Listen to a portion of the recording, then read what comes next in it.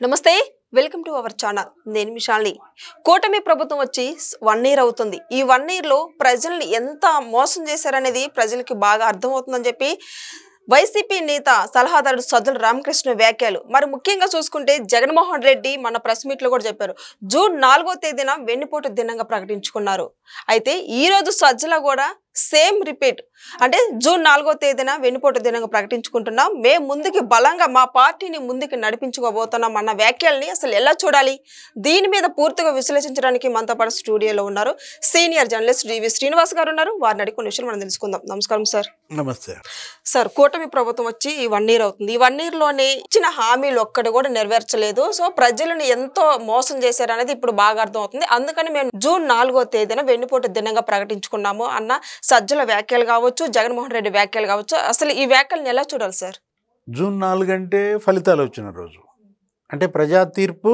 వచ్చిన రోజు వెన్నుపోటు ఎవరు పడిచారు ప్రజలు పడిచారా ఎవరికి పడిచారు అసలు ప్రజలు వెన్నుపోటు పడవటం ఏంటి ప్రజలకి నాయకులు వెన్నుపోటు పడుస్తారు అంతేగాని ప్రజలు నాయకులకు వెన్నుపోటు పొడవరు అంటే వీళ్ళు సెలెక్ట్ చేసుకున్న తేదీలోనే నీకు రాంగ్ ఉంది వీళ్ళు ఒకవేళ ఏదైనా చేయాలనుకుంటే జూన్ 12 ప్రమాణ స్వీకారం రోజు చేయాల్సింది అంతేగాని జూన్ 4 ఫలితాలు వచ్చిన రోజు ఇవాళ వెన్నుపోటు దినం అనడం ద్వారా వీళ్ళు అవమానిస్తోంది ప్రజలను వీళ్ళు అవమానిస్తోంది ప్రజా తీర్పును అన్నమాట ఇప్పుడు గతంలో అతను ఓడిపోయిన వెంటనే జగన్మోహన్ రెడ్డి కూడా ప్రెస్ మీట్ పెట్టేమన్నాడు నేను రైతులకి 64 లక్షల మందికి నేను అంత ఇచ్చాను ఆ ఓట్లు ఏమయ్యాయి అన్నాడు అంటే రైతులు వెన్నుపోటు పొడిచాడా మహిళలకి నేను అంత చేశాను 56 లక్షల మంది మహిళలకి మరి ఆ ఓట్లు ఏమయ్యాయి అన్నాడు అంటే మహిళలు నీకు వెన్నుపోటు పొడిచారా యువతకు అంత చేశాను ఆ విధంగా ఉద్యోగాలు ఇచ్చాను ఆ యువత ఓట్లు ఏమయ్యాయంటే యువత నిన్ను వెన్నుపోటు పడిచిందన్న అసలు ఈయన ఓటు అడిగే అర్హత ఉందా ఇప్పుడు సజ్జల ఇవాళ ఏదో పోస్టర్ రిలీజ్ చేసినట్టున్నాడు ఇప్పుడు వెన్నుపోటు పొడిచింది సజ్జల రామకృష్ణారెడ్డి ఇవాళ అతని ఎస్టేట్ ఏంటి అక్కడ కడప జిల్లా సీకే దిన్నె మండలంలో సజ్జల ఎస్టేట్ అంట దగ్గర ఒక 210 ఎకరాలని అందులో ఆయన సజ్జల సందీప్ రెడ్డి అని సజ్జల మరి రామకృష్ణారెడ్డి సజ్జల దివాకర్ రెడ్డి వాళ్ళ అన్నదమ్ములు అందులో 65 ఎకరాలు భూ కబ్జా అందులో కూడా 53 ఎకరాలు ఫారెస్ట్ ల్యాండ్ వెన్నుపోటు పొడిచింది ఎవరు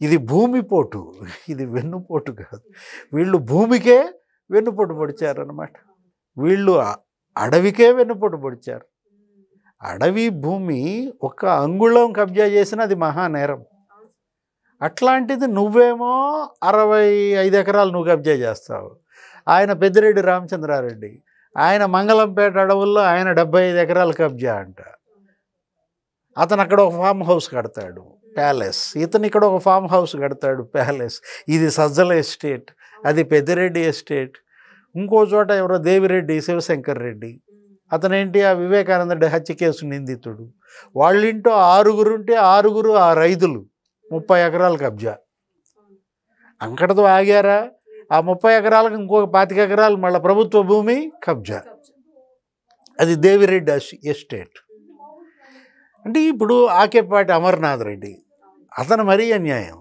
అతనేంటి రాజంపేట ఎమ్మెల్యే అతను ప్రభుత్వ భూమి ఆయన ఏంటి పట్టాలు ఇప్పిస్తున్నానని చెప్పి బీసీ కాలనీ అని పెట్టి అక్కడ స్కూల్ పెడుతున్నానని స్కూల్ కట్టించి గవర్నమెంట్తో అక్కడ కళ్యాణ మండపం కావాలని టీటీడీని అడిగి అక్కడ ఒక 5 కోట్లు ఏమో తీసుకుని అక్కడ టీటీడీ కళ్యాణ మండపం కట్టించి ఈ పట్టాలన్నీ పెళ్ళాం పేరు మీద రిజిస్ట్రేషన్ అంట అవును కుటుంబ సభ్యుల మీద ఇప్పుడు ఆకేపాటి జ్యోతి ఎవరో ఉంది ఆమె పేరు అంటే నువ్వు భార్య పేరు మీద భూముల రిజిస్ట్రేషన్ ఏంటి అదేమో పట్టాలు బీసీ కాలనీ ఒకవేళ అదే అనుకుంటే నువ్వు ఇప్పించాలనుకుంటే టీటీడీ కళ్యాణ మండపం కూడా ఇప్పుడు ఆమెకే ఆ స్కూల్ బిల్డింగ్ కూడా ఆమెకే అంటే ఇది ఆకేపాటి ఎస్టేటా అసలు 100 ఎకరాలు ఇప్పుడు 151 మంది ఎమ్మెల్యేలు ఇంకొక 24 మంది ఇన్ఛార్జీలు ఒక్కొక్క నియోజకవర్గంలో 100 ఎకరాలు ఎవరికి వాళ్ళు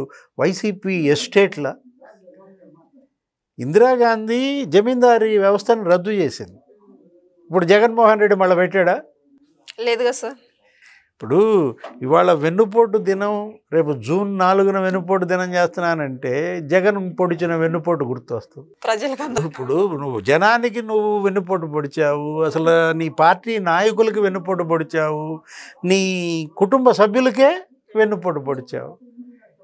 జగన్మోహన్ రెడ్డి 82 మంది ఎమ్మెల్యేలని మార్చేశాడు, 43 మంది ఎమ్మెల్యేలకి టికెట్ ఎగ్గొట్టాడు. అంతకన్నా వెన్నుపోటు ఉంటుందా? ఇవాళ జగన్ పొడిచిన వెన్నుపోటుకి ఇవాళ బాబాయే కనుమరుగయ్యాడు. వివేకానంద రెడ్డి ఇది హత్య, అది గుండెపోటు అన్నారు, అది వెన్నుపోటు కాదు, అది గొడ్డలు వేటు. అరే 7 గొడ్డలి వేట్లయితే నీకు అది గుండెపోటుగా కనపడిందా? ఇప్పుడు తల్లి మీద కేసేస్తావా? అంతకన్నా వెన్నుపోటు ఏం కావాలి? చెల్లి మీద ఇప్పటికి 2 సార్లు శంకుస్థాపనలు, భూమి పూజలు చేశారు సంవత్సరంలో. ఏంటి మళ్ళీ రేపు వస్తున్నాడంట విశాఖపట్నం, ఏదో యోగా దినోత్సవం. విశాఖపట్నంలో మోడీ వచ్చాడు, 2 లక్షల కోట్లతో అక్కడ శంకుస్థాపన, భూమి పూజ చేశాడు. అక్కడ విశాఖ రైల్వే జోన్ వచ్చేసింది. అక్కడ ఆర్సిలార్ మిట్టల్ స్టీల్ కంపెనీ పెడుతున్నారంట, అది 1.5 కోట్లు. అక్కడ గ్రీన్ హబ్ ఒకటి పెడుతున్నారంట, ఎన్టీపీసీ, అదొక 1.5 కోట్లు. ఇవాళ అమరావతిలో వచ్చాడు ప్రధాని మోడీ, 1,00,000 కోట్లతో అక్కడ భూమి పూజ, శంకుస్థాపన చేశారు. అమరావతికి 15,000 కోట్లు కేంద్రం ఇచ్చింది, పోలవరానికి 12,500 కోట్లు ఇచ్చింది, మరి విశాఖ స్టీల్ ప్లాంట్కి 13,500 కోట్లు ఇచ్చింది. ఒక రోడ్డు ప్రాజెక్టులే నీకు 1,25,000 కోట్లతో జరుగుతున్నాయి. మరి రైల్ ప్రాజెక్టులు నీకు 80,000 కోట్లతో జరుగుతున్నాయి. నువ్వెందుకు ఇంత వెళ్ళకపోయావు? అంటే నీ కేసుల కోసం, నీ తమ్ముడి కేసుల కోసం, అవి అట్లా 13 ఏళ్ళుగా అట్లా పెండింగ్ పెట్టడం కోసం నువ్వు 33 మంది ఎంపీలని తాకట్టు పెట్టావా? ఏది హీరోయిజం? కేంద్రం నుంచి తొలి సంవత్సరమే 3 లక్షల కోట్లు తేవడం హీరోయిజమా? 33 మంది ఎంపీలని నీ కేసుల కోసం తాకట్టు పెట్టడం హీరోయిజమా? వెన్నుపోటు ఎవరు పొడిచారు, ఎవరికి పొడిచారు? జగన్మోహన్ రెడ్డి జనానికి పొడిచాడు కాబట్టి రేపు అది చేస్తున్నాడు. ఏది వెన్నుపోటు దినం, మళ్ళా వస్తా జాగ్రత్త అంటున్నాడు.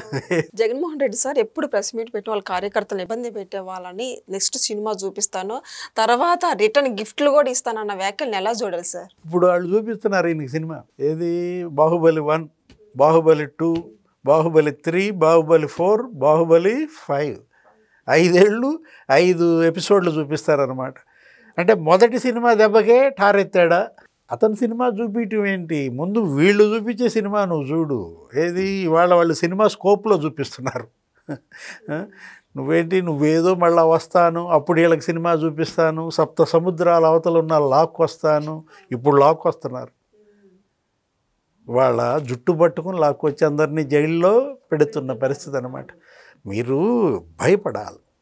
వాళ్ళు దేనికి భయపడాలి? జనానికి భయపడాలి. జనంకి మీరు చేసిన అన్యాయానికి భయపడాలి. అదే వదిలేసి తనేంటో ఇంకా ఉన్న పార్టీ నాయకులనో లేకపోతే కార్యకర్తలనో కాపాడుకోవటం కోసం ఈ విధమైన ఏదో ప్రగల్భాలు పలుకుతున్నాడు. ఒక రకంగానేమో భయం, మరో రకంగానేమో ఫ్రస్ట్రేషన్, నిరాశ, నిస్పృహలు, దాంతో వచ్చినటువంటి ఈ నోటి దూల.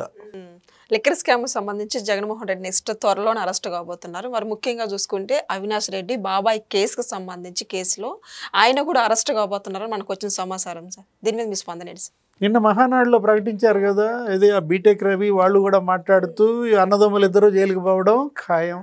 అంటే వీళ్ళు చేసిన నేరాలు అలాంటివి. ఇప్పుడు వివేకానంద రెడ్డి హత్య కేసు, అది కిరాతకంగా చంపారు. ఆయన కడప లోక్సభ సీటు కోసం చంపారు. ఇప్పుడు ఆ కేసులో అందరూ అరెస్ట్ అయ్యారు. అది చంపటం ఒక పాపం, మరి అసలు ఆధారాలు రూపుమాపటం, వాటిని ధ్వంసం చేయటం, వాళ్ళని బెదిరించటం, అసలు అనేక రకాల నేరాలకి పాల్పడ్డారనమాట.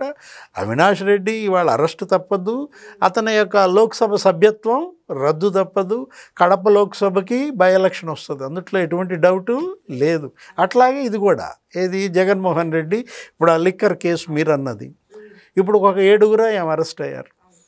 నీకు A1 కసిరెడ్డి రాజు దగ్గర నుంచి ఆ చాణక్య, దిలీప్, లేకపోతే సజ్జల శ్రీధర్ రెడ్డి, ఆ డిస్టిలరీస్ యజమాని, నెక్స్ట్ అసలు CMO principal secretary Dhanunjaya Reddy, CM OSD ఎవరు కృష్ణమోహన్ రెడ్డి, అసలు CM సిమెంట్ ఫ్యాక్టరీ డైరెక్టర్ ఎవరు బాలాజీ గోయిందప్ప. ఇంతమంది అరెస్ట్ అయినప్పుడు ఇక నెక్స్ట్ అరెస్టు మిథున్ రెడ్డి అంటున్నారు.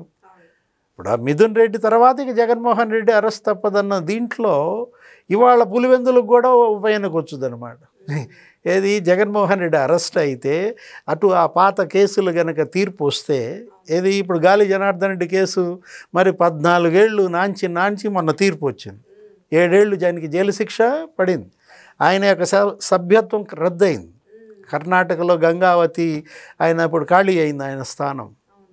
సేమ్ అదే ఇప్పుడు పాత కేసులు 13, 11 CBI కేసులు, లేకపోతే 9 ED కేసులు, వాటిల్లో రేపు కనుక తీర్పు వచ్చిందనుకో జగన్మోహన్ రెడ్డి కూడా జైలుకి వెళ్ళక తప్పదు. గాలి జనార్దన్ రెడ్డి ఎలా అయితే 7 ఏళ్ళు పడిందో మరి దీనిలో ఇంకెన్నేళ్ళు పడుద్దో చూడాలి. అదే జరిగితే నీకు పులివెందుల శాసనసభకు కూడా ఉప ఎన్నిక వస్తుంది. అంటే బీ ప్రిపేర్డ్. ముందు కడప లోక్సభ, పులివెందుల శాసనసభకి ముందు ఉప ఎన్నికలకు సిద్ధంగా. Thank you sir. నమస్తే.